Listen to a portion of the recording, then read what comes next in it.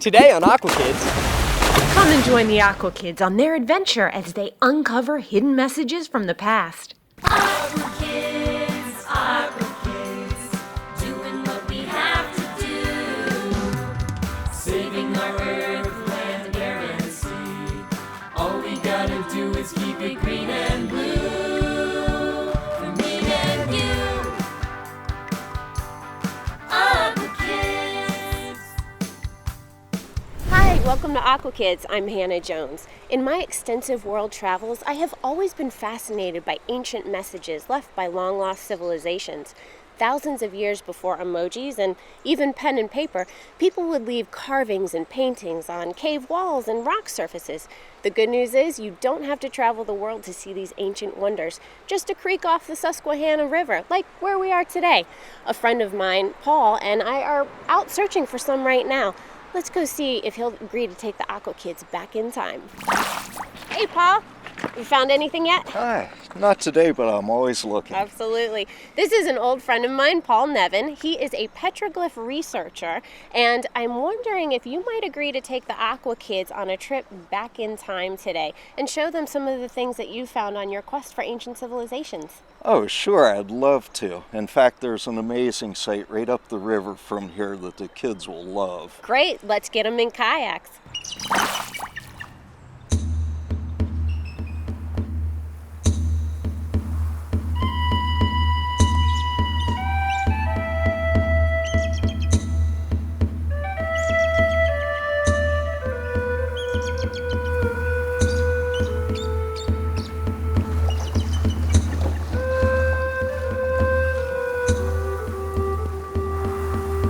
So where are we now? This is Big Indian Rock. This is the biggest rock in this part of the river. Before the dams were built, it stood 25 feet above the riverbed. Wow. Drew, this is the first rock that's touched by the morning sun. So it really stands out in the river.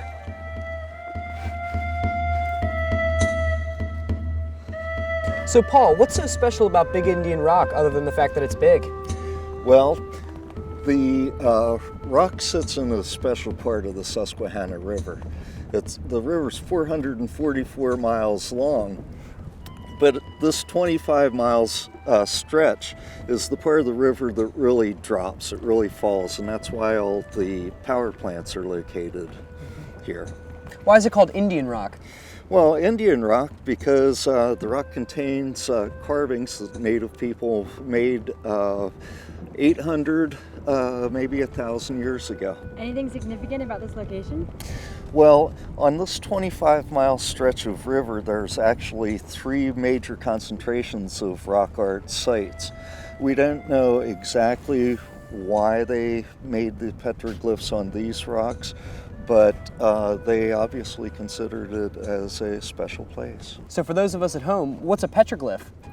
Well, a petroglyph is an image that is carved into the surface of the rock. In stone? How do they do that? Well, you know, they didn't have metal tools, so they would have to use stone tools to carve the petroglyphs. This is the hardest piece of bedrock in this part of the river. Wow. It's granitic mica schist. Granitic mica schist. God bless you.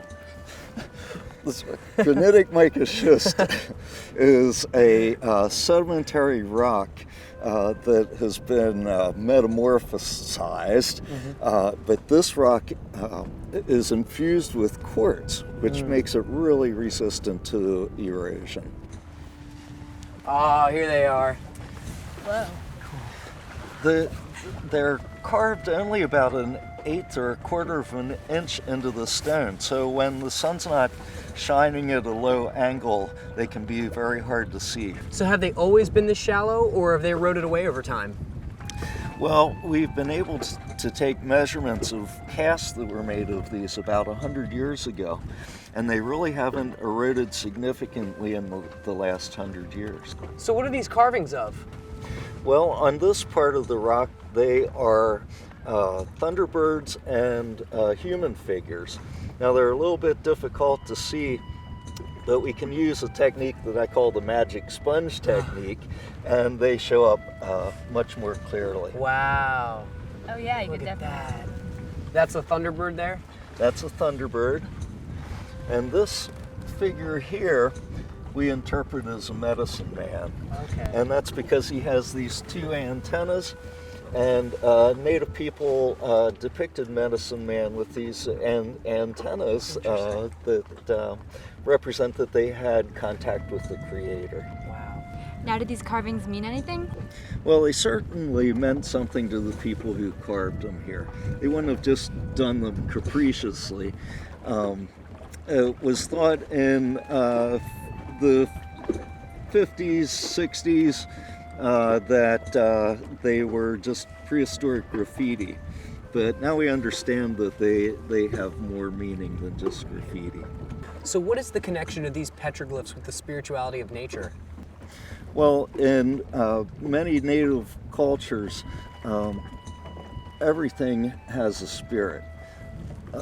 The rocks could be known as the grandfathers. They tell the stories of the ancient past. Wait until you see what's next. Now it's time for Aqua Quiz with your host, Drew Cruz. I'm your host, Drew Cruz, and now it's time to test your knowledge with Aqua Quiz. A petroglyph is an image that's carved into a rock. This carving can produce a visible indentation in the rock. These ancient symbols from past civilizations have been found all over the world. Do you know the age of the oldest petroglyph ever discovered in North America? Is it A, 2,000 years, B, 5,000 years, C, 14,000 years, or D, 17,000 years old? We'll have the answer after the break. Aqua Kids will be right back. So have you come up with the answer to the oldest petroglyph ever discovered in North America? The answer is C, 14,000 years old. On August 15, 2013, the state of Nevada reported finding petroglyphs dating back 14,800 years. These could date back to the first people settling in the Americas. Wow, that rocks! Get it? Rock carving? Rocks? Never mind. I'll see you next time with another Aqua Quiz.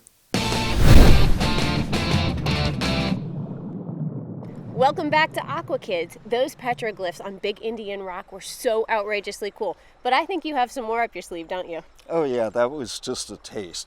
Just up the river's a terrific spot. Let's go take a look. Drew, we're now at Little Indian Rock. It's a much smaller rock, but it's got many more carvings on it. Really? This is one of the best, if not the best, examples of rock art in the Northeast United States. Why is that? Well, because rock art is not that common in the Northeast to begin with. And again, this is a special place. All right, well, let's take a look at the petroglyphs here. Okay. This is a great example of a thunderbird. Wow. It's so clear. It's deeper than the other rock. It is deeper than the other rock, and notice this one doesn't have feathers hanging down. And I think that it might represent the spirit, that aspect of the creator that's responsible for rain. Drew, right here are a couple of really significant carvings. They're 9-foot-long serpents. Wow. What's their significance? Their significance, although we can't see them very well today, if I were to stand here on the first day of spring or the first day of fall, the sun would rise directly in line with where these serpents are emerging. Wow. This is a great one here. It's a man with big hands and big feet. And just below it, there's a serpent. And this serpent's different and unique here because this one's actually carved in relief. The stone is carved to either side of the figure. Do you think all these carvings were made at the same time? No, I think that these were done on special occasions and were probably done over generations. So Lily, what do you think this carving is? It's a bear track. You're right. There seems to be an awful lot of petroglyphs here. Well, there are a lot of petroglyphs here, and that's one of the questions, the things that we wonder about. The Susquehanna River drains 275,000 square miles, and all of the rock art sites, virtually all of the rock art sites in the drainage area are on this 25-mile stretch of river. Thousands of petroglyphs all over this one spot. Over 1,000 have been recorded in these 25 miles. Thanks, Drew and Lily. Okay, Paul, if we come across a petroglyph, what's one important thing to remember? Well, remember that for Native Americans, these are still considered as sacred sites. So treat them with respect and make sure that they survive into the future. Aqua Kids will be right back. Welcome back to Aqua Kids. We're here on Octorara Creek, and if I'm not mistaken, some petroglyphs were recently found here. There were, just up the stream from where we are. Drew and Lily are up there right now. Let's go see what they found. Hey, Dave. Hey, Charlie. Hi. So I hear you guys have something cool. Could you tell us about it? Yes, around 20 years ago, fishing the Octorara Creek, I came upon this rock, and it had unique carvings in it. I contacted the state archaeologist, Charlie, and he came out recently and looked at it and confirmed that it is indeed a petroglyph. So, Charlie, what does this mean? This is probably the first confirmed petroglyph find in Maryland in 20 years, at least. But get a lot of calls from people saying they've got petroglyphs, go out and look at them, and they're just lines or grooves in a rock made naturally. And that nature can mimic petroglyphs, so it's very cool to have found this very real petroglyph site. Can I see what you guys are talking about? Yes, sure. Let's grab a couple umbrellas and go. All right. Well, luckily the weather's turned to our favor and we don't need these umbrellas. So let's go look at the rock. So what do we got here, guys? What does it look like? A couple of holes. That's a big basin up there. And then you've got this trench through here, and then you've got cups. Interesting. A bunch of cups. What does this mean? What's the significance of the cups? There have been a number of explanations offered for that, but the truth is we don't know. One of the most, these cups are probably the most frequent petroglyph style on Earth. Every petroglyph site anywhere on Earth has cups, but of course it's the most simple of the petroglyph forms too, so it's easy to make and it's the most common.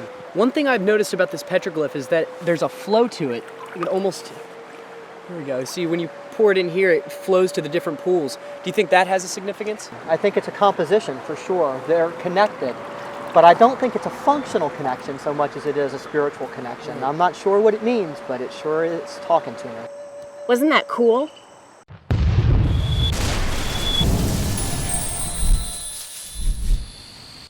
All life is sacred. That nature is a beautiful thing, and often we forget it. I was raised in the Aztec tradition, and my father taught me that as indigenous people, we are the original caretakers of the land. You know, we were the original activists before that word even existed. And as soon as I started learning about the crisis, about the problem, I realized that this world that I loved, this world that I was connected to, was being destroyed. And you know, my immediate response was to take action. We unite together as one people, one voice. We can do it. Woo! Let's go! Hey, hey! Ho, ho! Climate change! Let's go! Hey, hey! Ho, ho! Climate change! Let's go! I've been on the front lines of the climate and the environmental movement since I was 6. Hello, my name is Shuteshkato Matthew. I'm 6 years old. We've worked really hard to get the attention of political leaders, of world leaders, to get them to wake up and take action. It's not going to come from waiting for world leaders to take action, so that's why we're right here, right now. That's why we have built this campaign. That's why we have put together RISE. RISE is an acronym. It stands for Rising Youth for a Sustainable Earth. You know, we're really specifically looking at climate solutions. We feel that climate change is one of the greatest issues we have ever seen. It is the defining issue of our time, and our generation is going to be most impacted by climate change. So therefore, our generation has the most at stake, and we have the most power in this matter.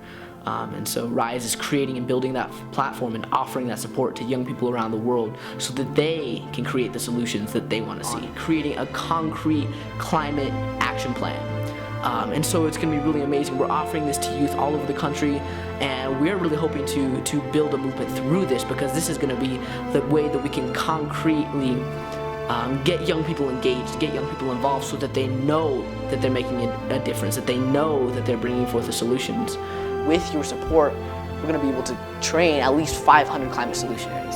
And from there, it's only going to grow exponentially, because those 500 that we're trained are then going to train the next 500 and the next 500. And it's only going to keep growing like that, because our goal is not to create more followers. Our goal is to create leaders. Dealing with a problem as huge as climate change, as our environmental crisis, it's going to affect everybody. So everybody has to do something to build towards the solutions. You are a part of this right now by just watching this video, so thank you so much for your support.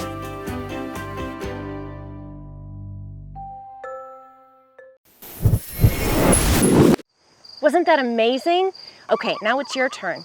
If you or someone you know is doing something remarkable to help our planet, let us know about it, and you could be our next eco-defender. I gotta go. Want to keep up with our adventures? Follow us on Twitter and Facebook. Aqua Kids will be right back.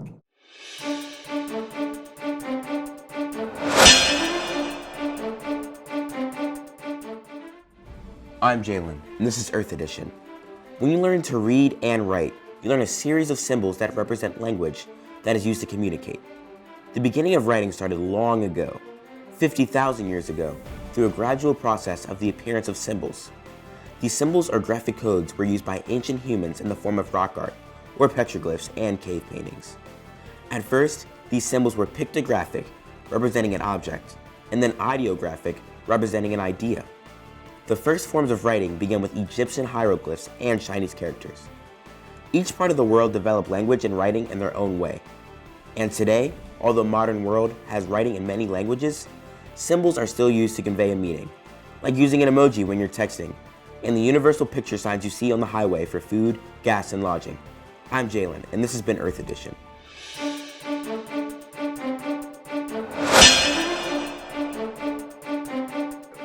Welcome back to Aqua Kids. So as I understand it, before Conowingo Dam was built, some of the oldest petroglyphs were found in the river there. They were, and luckily some of them were saved. Let's go see what they look like. Drew, why are we at the Conowingo Dam? I'm not sure what it has to do with petroglyphs, but let's go find out. Hey Charlie, what are we doing here at Conowingo?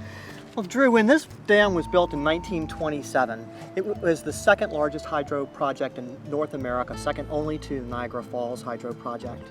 And it also flooded under 55 feet of water the Baldfriar Petroglyph site, which was about 2 miles upstream from this thing.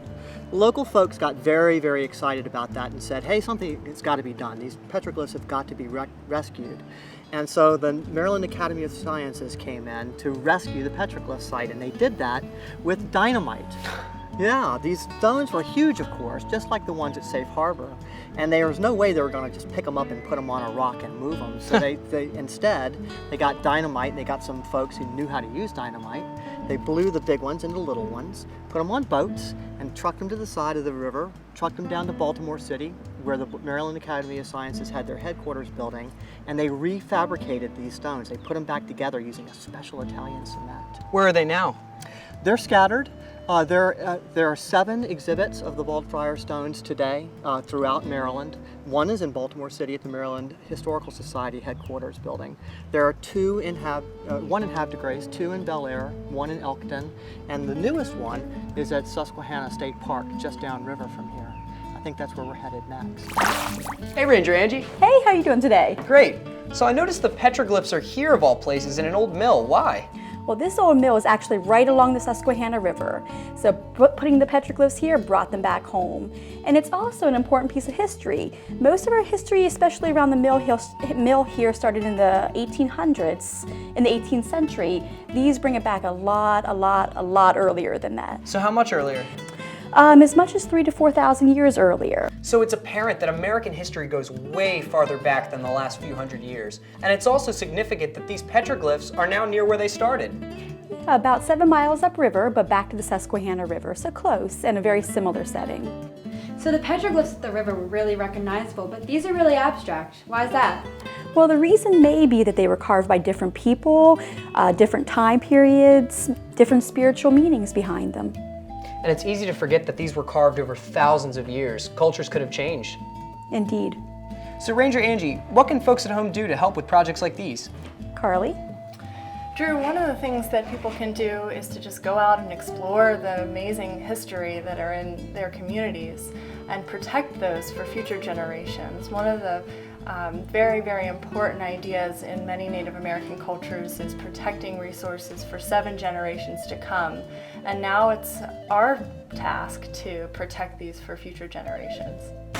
It's been great exploring with the Aqua Kids today and sharing these ancient stories with the new generation. The Aqua Kids are terrific in working with these young people that are so excited about these old rocks. Lily, what an amazing day full of history and knowledge. What impacted you most? That there's so much more to American history than the last couple of hundred years. It goes back thousands of years. That's right. You know what impacted me most is that it all goes back to wildlife. See, the Native Americans followed the wildlife to this place right here where they could create a cultural center and they could tell their story using petroglyphs on the rocks. And remember, it's up to you to keep it green and blue. Help protect our planet, and we'll see you next time on Aqua Kids. Bye. Aqua Kids, doing what we have to do. Saving our earth, land, air, and sea. All we gotta do is keep it green and